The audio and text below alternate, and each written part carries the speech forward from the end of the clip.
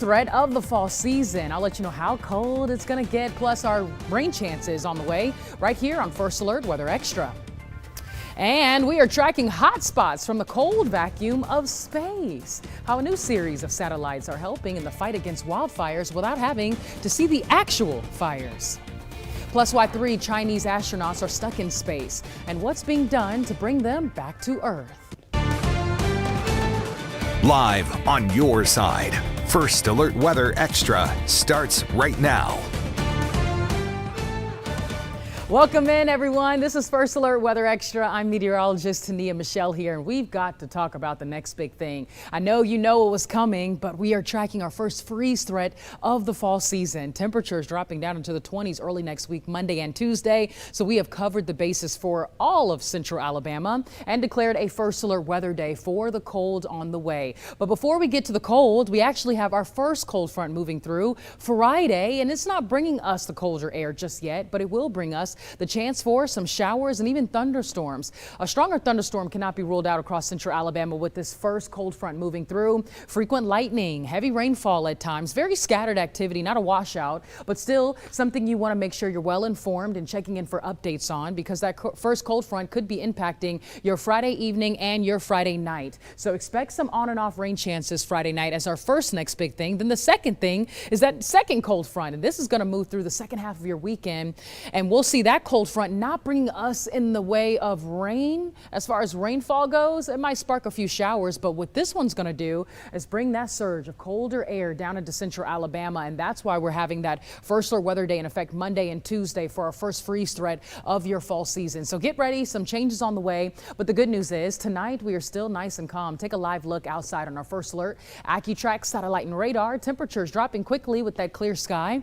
Low 50s already in St. Clair County, Pell City. 61 in Tuscaloosa, 60 degrees in Haleyville, 54 in Coleman County. We're 62 right now in Jefferson County. But even colder temperatures early next week. The good news is tonight we're only going to see those temperatures dropping down into the 40s as we bring in your Thursday morning. So you'll want the sweater and the jacket early tomorrow morning, but you will not need nothing super heavy because tomorrow afternoon highs will be back into the 70s. Let me walk you through those First Alert weather headlines just one more time. Well, first I want to show you a live look outside. These are First Alert Sky Vision cameras. Tuscaloosa, clear sky in Jacksonville, down further south in Gardendale and in Jasper, clear night sky. But here's a look at those weather headlines. Number one, we've got milder mornings to end the week. Temperatures overnight tonight, I mentioned, in the 40s. Scattered storms Friday evening and into your Friday night, and a First Alert Weather Day in effect Monday and Tuesday for our first freeze threat. So just want to make sure that you guys are well informed on that. For this evening, Tuscaloosa, low 50s right around 10 p.m.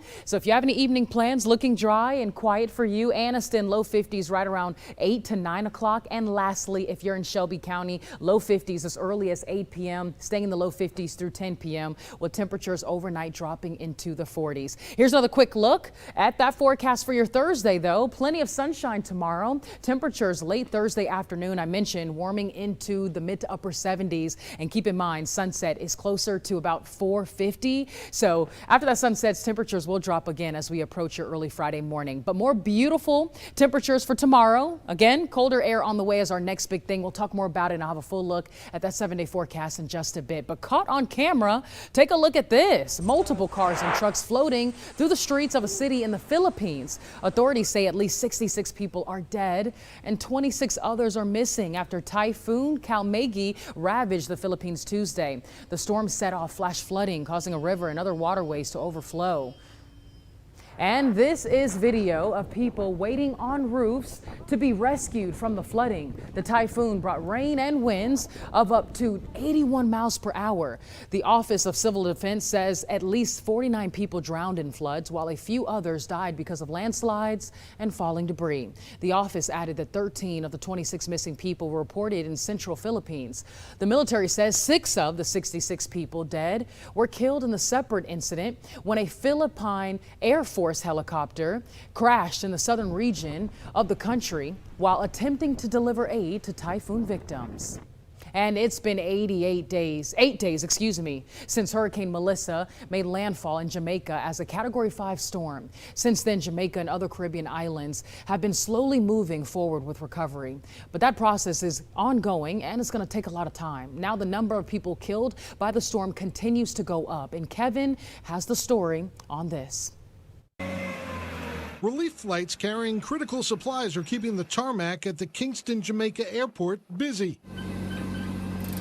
As officials with the United Nations World Food Program warn, recovery efforts across the Caribbean in the wake of Hurricane Melissa can't slow down, citing the need for aid boxes to reach more people in devastated communities. We know that all across the Caribbean, there's more than 5 million people who've been affected by Hurricane Melissa.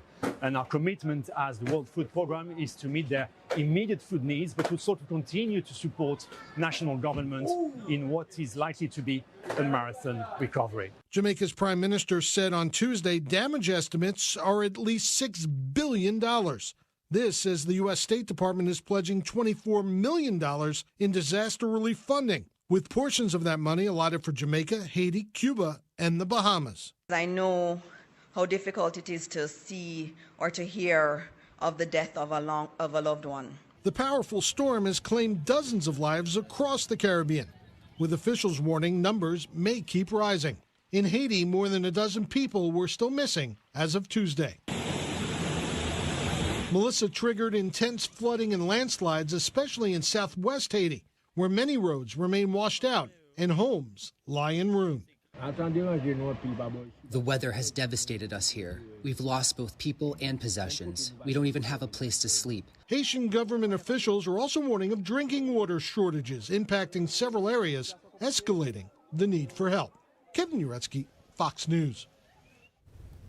And we have more updates on the tropics. Right now it's quiet and we have already surpassed the peak of hurricane season. Keep in mind, hurricane season actually is going to end at the end of this month, November 30th. So we'll keep our eyes on that. We're actually not here. We're more like here. So thankfully, we're quiet right now and we're hoping that we stay that way. The next name on the list, if there is one, we've went through many names on the list. We've already went through Karen, Lorenzo, Melissa. The next name would be Nestor, but we'll keep you up to date. As of right now, the tropics are quiet and we are certainly thankful for that.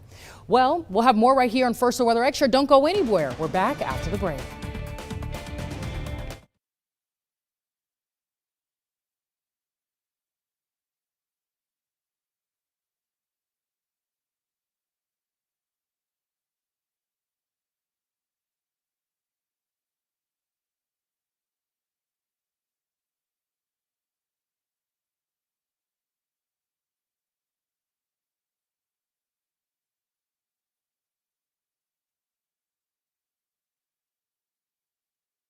Well, we have another school day tomorrow and many of you heading to work. Here's another look at that out the door forecast. Temperatures overnight tonight dropping into the 40s. We'll be in the low 50s right around 7 a.m. Plenty of sunshine. Tomorrow afternoon, another really warm one. Temperatures will begin to cool off for the late afternoon hours as we near sunset. But highs tomorrow, mid to upper 70s. A beautiful day to make some outdoor plans and to prepare for the really cold conditions early next week. Well, that's that quick update on what to expect for tomorrow. But now I want to talk about this. According to the latest United Nations emissions gap report, the world emitted 57.7 billion tons of greenhouse gases into the air last year. In order to help keep average global temperatures from continuing to spike, experts say that number needs to fall to about 33 billion tons per year. As Chris DeMeo tells us, climate advocates say it's a lofty goal. Even though cooler fall temperatures are settling in across the country, a new report from the United Nations Environment Program reveals ongoing global plans to fight average rising temperatures will barely make an impact. This as officials cite high rates of continued fossil fuel use and production. This is why we need climate action. According to the emissions gap report, the latest plans from countries around the world would reduce global warming in the future by roughly 0.3 of a degree Celsius. But the report also says a number of President Donald Trump's policies, including environmental regulation rollbacks, withdrawing the U.S. from the Paris Climate Agreement, and canceling funding for clean energy projects, are expected to add back 0.1 of a degree of warming. climate advocates are warning of dangerous consequences from higher temperatures. Fires will be raging, droughts will be happening, tropical storms will be more intense and more frequent. Every tenth of a degree counts. Ocean heat waves and the destruction of coral reefs. It matters long term when we think about sea level rise. This all comes as officials are preparing for meetings Thursday in Brazil ahead of this year's United Nations Climate Summit, COP30, which starts November 10th. And while the White House says it's not planning on sending any high-level officials, climate advocates hope nations that do attend focus on enacting change instead of promising it. We are on a path that nations may not be around in the future. So, of course, vulnerable nations are calling for more ambition. Chris DeMeo, Fox News. Explore the wonders of weather with Weather in the Classroom. Scan the QR code now to help your kids soar to new heights with Soar with 6.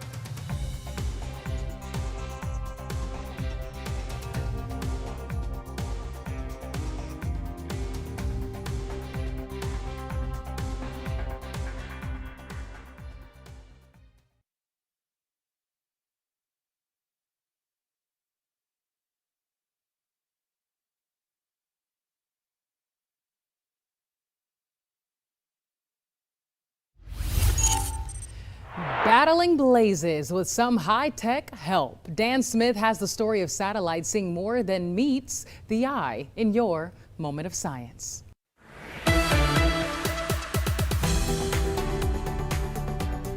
High winds and dry fuel can make for a destructive and sometimes deadly combination. Wildfires burn through an estimated billion acres of land worldwide every year. That's a little under half the total area of the United States. In an ever-changing world, sometimes your best option to battle flames on the ground is to view from afar. Visible satellite imagery certainly helps track smoke plumes and the like, but what about finding the most likely hotspots before things heat up in the first place? Enter Dr. Chris Ruff at the University of Michigan and their work on Cygnus.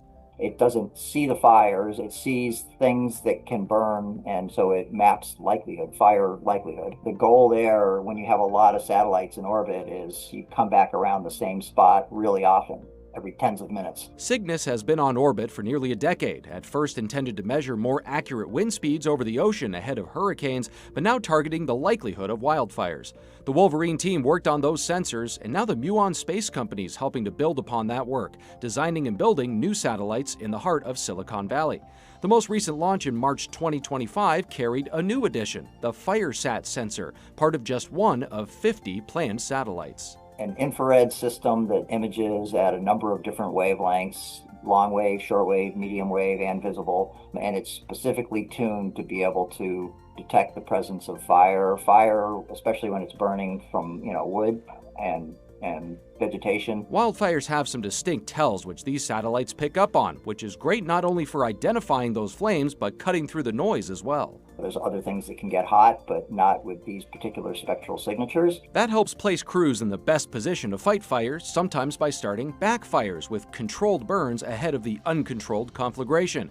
First responders like the Cal Fire Agency are working closely with Muon and U of M to get a sense of how these sensors work and can help them in the field when minutes make a critical difference. This transition from research to operations is what you call it, R2O. It's wonderful to see, and it's great to work with the people that really want to use the data for real things like saving lives. Verifying their data with drones a lot closer to terra firma will also help research continue for future missions. The grad students that work on this with me, they like the fun part of just figuring out new tricky things, but knowing that it's going to be put to good use in practical ways is just icing on the cake. We'll just keep pushing the tech and improving the capabilities, and then connecting better with the user community. This cavalcade of circumnavigators is slated to launch late in 2025 with another round in 2026. For this week's Moment of Science, I'm Dan Smith.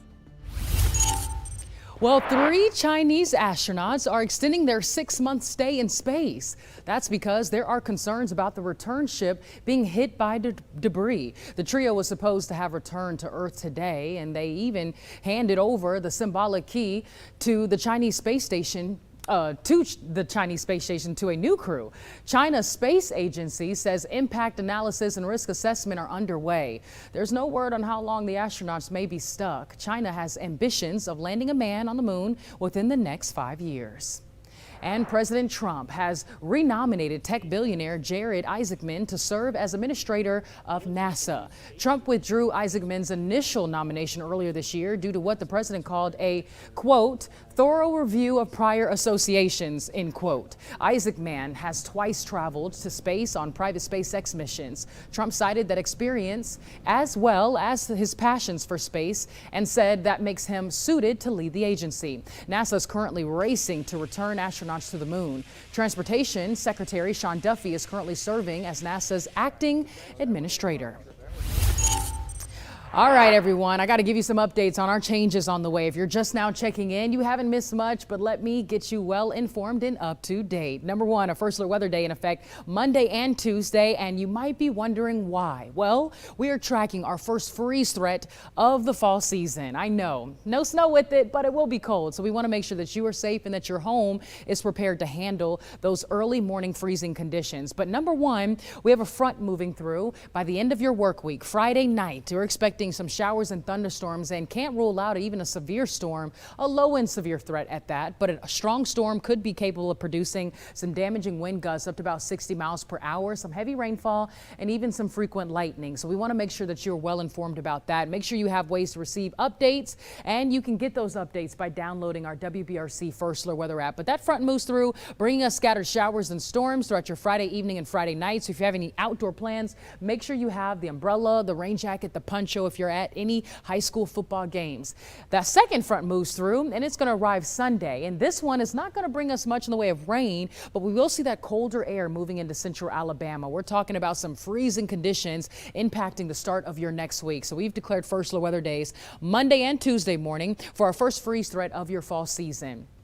But the good news is we're not tracking much in the way of active weather next week. So any of those temperatures. I know they're going to be at freezing. We're not tracking any rain, so no snow, but we do have that wet weather for the end of this week. And our Storm Prediction Center has declared, or really issued, a marginal risk across central Alabama, very low wind severe threat, a level 1 out of 5. So there's no real reason to be nervous or scared or worried, but we're tracking the chance for a stronger storm that could produce some damaging wind gusts up to about 60 miles per hour. And that's including all of central Alabama. So again, you're going to want to have updates. Weather information is very important and it's always changing. So make sure you're checking in throughout the rest of this week. Right now, we're dry, we're quiet. Enjoy your evening. Temperatures already dropping quickly. 52 in Walker County, 61 in Tuscaloosa, 62 in Jefferson. But now I got to walk you through that super 7-day forecast because I want to get you ready for the rest of your week. Starting off with tomorrow morning, how cold are we going to get? Not terrible, but still a chill in the air. We're talking about widespread 40s,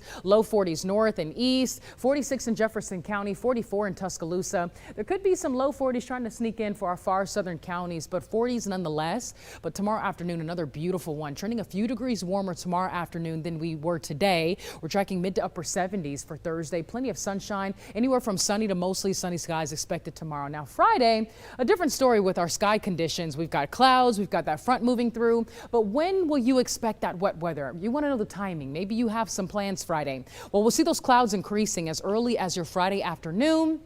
Maybe a few scattered showers for the afternoon hours. Nothing crazy. I still recommend having the umbrella and rain jacket heading out the door Friday. But that storm chance doesn't really occur until the second half of your day. We're talking about after lunchtime and possibly not even until your evening. So this is 5 o'clock, maybe a few discrete showers and thunderstorms, but we'll see those scattered storms really developing by mid Friday evening and into your Friday night. Again, some heavy rainfall possible. If you have outdoor plans, you're really going to want to make sure you're checking in for updates. Hopefully the stronger storms hold off until after those high school games are close to the end or hopefully at the end, but you might just be driving home in some heavy rainfall. So give yourself some extra drive time and be careful and safe. Those clouds around throughout your Friday and even Friday night, and that's exactly why we have milder temperatures kicking off your weekend. Lows only in the upper 50s, low 60s. Now Saturday, the afternoon looks great, but we are still tracking the chance for a little bit of moisture to linger around. So keep that in mind as you make those plans. It doesn't look like a washout at all. This is one model I know is showing a lot of moisture, but we're still going to fine tune that over the next couple of days until we get more high resolution data. I know there's college games going on Saturday, so lots of outdoor activities. But as of right now, I'm only going to indicate that 30% chance. It does not look like a washout as of now. Partly cloudy skies, maybe a lingering shower around for your Sunday as that second front moves through, but it's not going to bring us much moisture. What that's going to do is bring us that cold air. Here's a quick look at early Monday morning temperatures. Right at freezing or even below it. Monday morning doesn't look like the coldest morning for us because we're still going to have those clouds holding on. Partly cloudy skies into early Monday, keeping those temperatures from dropping as cold as they will be Tuesday. But keep in mind, Monday, the afternoon is not going to be very warm. You're going to want those layers throughout the day Monday because temperatures are going to struggle to reach 50 degrees and may not. We're talking about upper 40s. That first alert weather day is in effect, though, for the early morning hours Monday, but also Tuesday morning as we're tracking some of the coldest conditions that we've seen this year. We're talking about 20s early Tuesday, but the afternoon, low 50s, so not bad. Plenty of sunshine. Now, Wednesday of next week, we start to see this gradual warm up, still cold mornings, but decent afternoons, mid to upper 60s, lots of sunshine. And we'll talk more about that beyond this 10-day forecast coming up tomorrow on First Alert Weather Extra. But don't go anywhere. We're back right here on First Alert Weather Extra after the break. You're watching WBRC 6 News, Alabama Broadcasters Association's Station of the Year.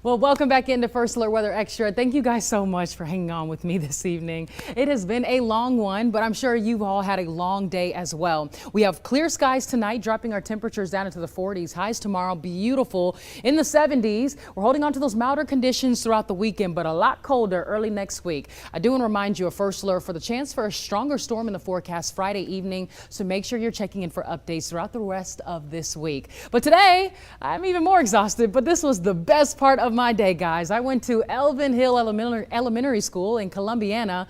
We love the Wildcats. I had so much fun, and I want to give a special shout out to Lieutenant Sasha Knighton, the SRO unit commander and admin at the Columbiana Police Department, for hosting me as I got a chance to speak to the Dream Chasers. It's a group of 4th and 5th graders at Elvin Hill Elementary School, and let me tell you, they have rocked my world. Today, I enjoyed them. We laughed, we talked, we made TikToks, but we also learned. We talked about the importance of severe weather safety and how to not be afraid of storms when you're prepared. That's all it takes. Be prepared, guys. Make sure you're staying prepared and up to date. We'll, of course, keep you well informed and up to date on our forecast over the next couple of days as we track these next big things and these changes. Here's a live look on Red Mountain on our First Alert Sky Vision camera.